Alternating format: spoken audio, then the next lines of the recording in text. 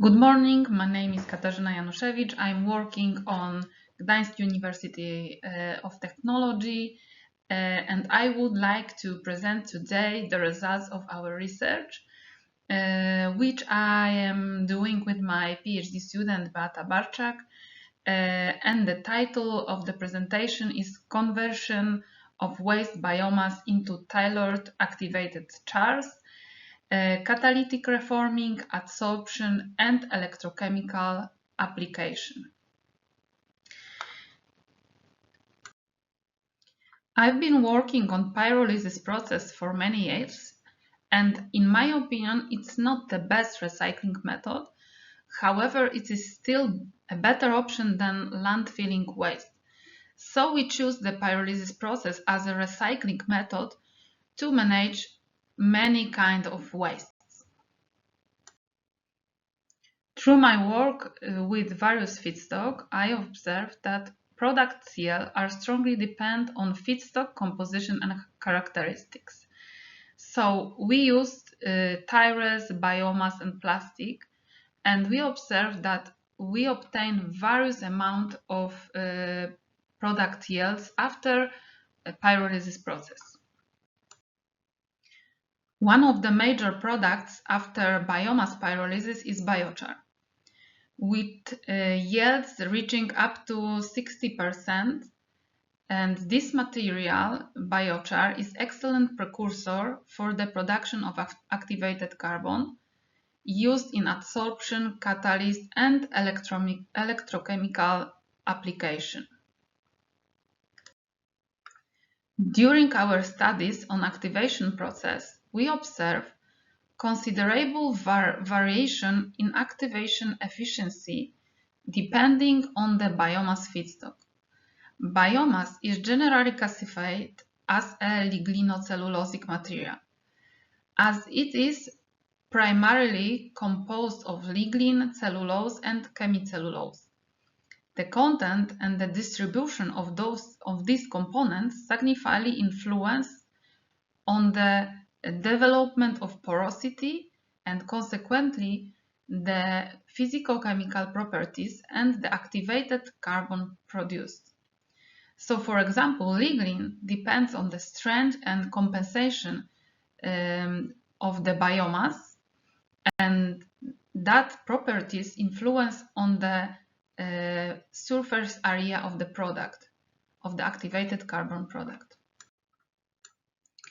By analyzing the degradation course of the individual biopolymers that constitute biomass, we can clearly see that their thermal decomposition behaviors differ significantly. Chemicellulose begins to degrade at around 300 Celsius degree, whereas lignin decomposes at temperature closer to 400 Celsius degree. These differences should be taken into account when selecting pyrolysis process parameters. Moreover, they are likely to influence the structure and physicochemical properties on the resulting activated carbons. We were searching in the scientific articles for a biomass classification scheme based on lignocellulosic composition and the thermal degradation behavior. We were trying to find some boundary for the amount of those polymers which are composition of biomass.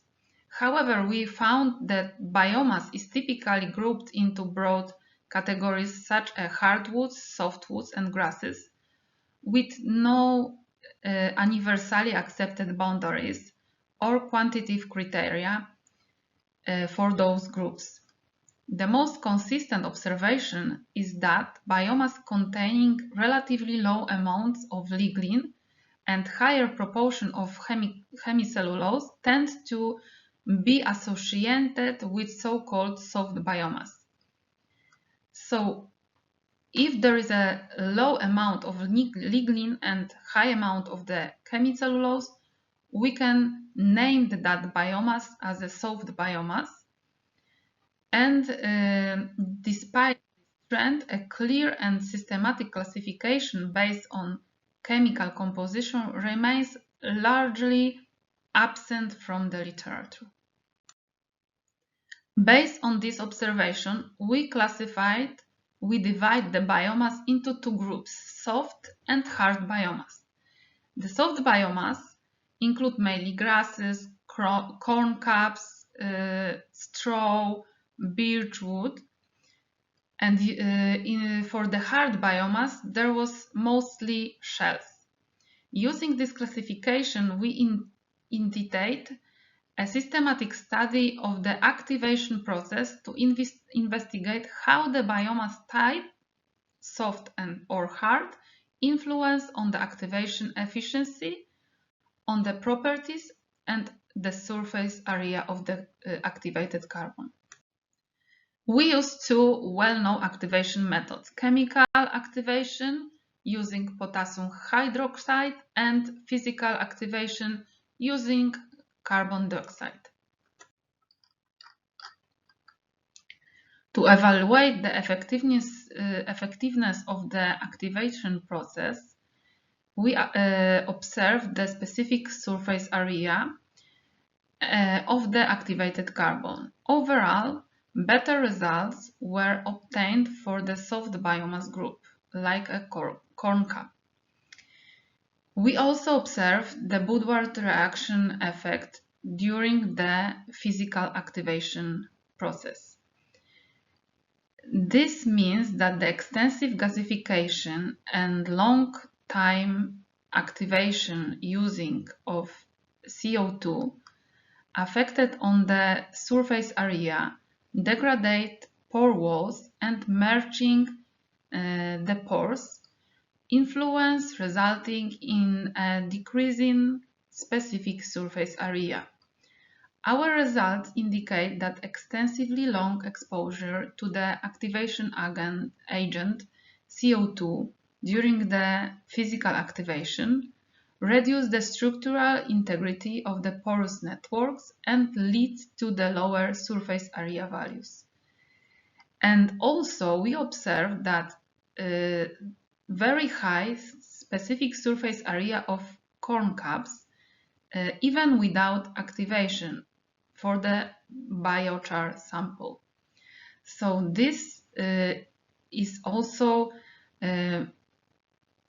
very useful for using in many applications that biochar that as a precursor for the carbon materials.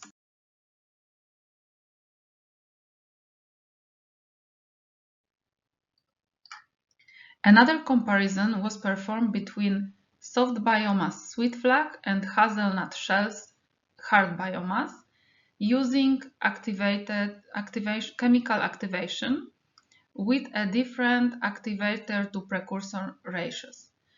In all results, we obtain better higher surface area for the sweet flag, which was soft biomass, and that sample exhibited higher specific surface area, better development porosity in comparison to the hard biomass hazelnut shells. Also, the result obtained from other characterization techniques, as example we can see on this slide, same images, confirm that superior development of the surface area and pore structure of the activated carbons derive from soft biomass. The same picture imagine more development porous structure, the higher surface area for the soft biomass.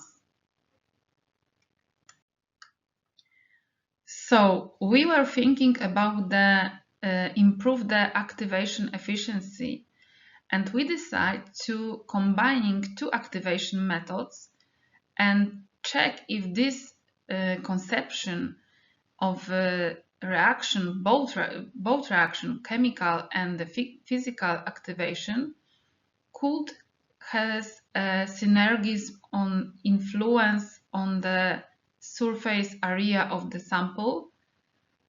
So we decide to combine physical activation with CO2 and chemical activation with potassium hydroxide in different sequences. The objective was to determine whether a sequential activation approach could generate more development, pore structure, and improve the textural properties of the activated carbons compared with the individual activation methods. So we observed that it was a synergistic effect after the physical and chemical activation. And we observed the physical activation using CO2 remove residue after the pyrolysis process, the residue of oils and others, and also promote formation of the macropores. And then when we use chemical activation, the activator developed an internal pore network by widening existing channels and generating additional microporosity. This combination results in a more hierarchical pore structure and significantly enhances the specific surface area of the sample. During this experimental work, we obtained many activated carbons, many carbon materials with the high specific surface area. So we decided to use them in many applications and check if they have any potential in those applications. One of the most promising applications of our activated carbons was using them in the electrochemistry. We investigated their use as electrode materials, taking advantage of their high surface area and developed pore structure to improve electrochemical performance. Establishing the electrode fabrication procedure was not easy to required several optimization steps. The activated carbon was mixed with the binder, rolled into the thin sheet, and then punched into circular discs that serve as electrodes for the further electrochemical testing. The results were very promising. As expected, the best electrochemical performance was obtained for activated carbon with the highest specific surface area for the soft biomass. We also found that the presence of the function groups on the surface of the activated carbon enhanced the electrochemical properties of the material, making them attractive candidates for electrode application. The next application we explored was adsorption. Given their high specific surface area and pore structure, the activated carbons showed strong potential as adsorbents for environmental and separation process. We used activated carbons for water purification. The materials proved effective in adsorption contaminants from aqueous solution, confirming their potential as a low-cost and sustainable adsorbers for environmental application. For adsorption studies, we used two models pollutant, chromium-6 as an inorganic contaminant and rhodamine B as an organic dye. The remaining pollutant concentration was measured using UV spectroscopy, allowing us to determine the adsorption performance of the activated carbons. We analyzed adsorption kinetics and identified the optimal operation condition for the adsorption process. We also examined the adsorption of ions, nickel ions, which not only expanded our understanding of the material's adsorption properties, but also paved the way for the next application. So we obtained the best parameters for the adsorption, not only for chromium and the rhodamine B, but also from the nickel ions, just to use them in another application. We decided to use activated carbon as a support of the nickel catalyst and use them in a reforming process. So we choose activated carbon with highly developed porous structure and use them as a supporting of the catalyst. Our final goal was to use the volatile fraction from plastic pyrolysis for hydrogen production. However, we decide that we start with the dry methane reforming because of the simpler reaction allowed us to develop and test catalyst system under control condition, and then we go to another step to the real pyrolysis of plastic derivative feedstock. Traditionally, catalyst supports are based on materials such as alumina or magnesium oxide. These supports offer high stability and provide a suitable surface for the deposition of active catalyst components. But the problem of those supports is with the coke deposition and the lower effectivity of the catalyst during the reforming. Our motivation for using activated carbon as a catalyst support was hypothesis that this composition could influence on the formation and removal of coke deposition, which is a major challenge in hydrogen production process. So we are thinking that the carbon support could influence on the dry reforming process, and it could influence on the higher hydrogen production and longer life of the catalyst. So we prepared a catalyst of nickel dispersed on an activated carbon support and tested it in dry reforming of methane. And we prepared the experiments in between 700 and 900 Celsius degree to investigate catalyst performance and hydrogen production. And after that, we measure coke deposition on the support surface and also on the catalyst surface. The catalytic surface is a highly dynamic environment where several reactions occurring at the same time. Some reactions, such as methane pyrolysis, produce additional hydrogen, so the product efficiency of the reforming is higher, but also during this reaction lead to the coke formation. Others, including carbon gasification and the boudoir reaction, which help remove deposition carbon. Therefore, maintaining catalyst activity depends on achieving the balance between carbon formation and the carbon removal processes in the same time.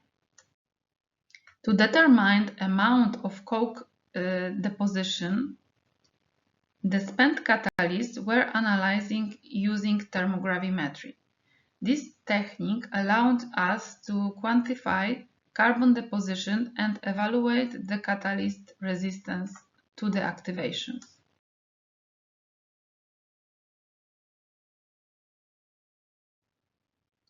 Based on the analysis, we assume that the composition of the mineral fraction remains approximately constant. Therefore, the percentage of the residual mineral fraction should not change significantly during the process. If the mineral fraction is lower than in the sample without the reforming, this indicates that coke deposition occurred during the reaction. And we observe that on the sample tested at 700 Celsius. On the other hand, in the mineral fraction, if the mineral fraction is higher than in the sample before reforming, it suggested that the catalyst support was sacrificed and consumed during the process.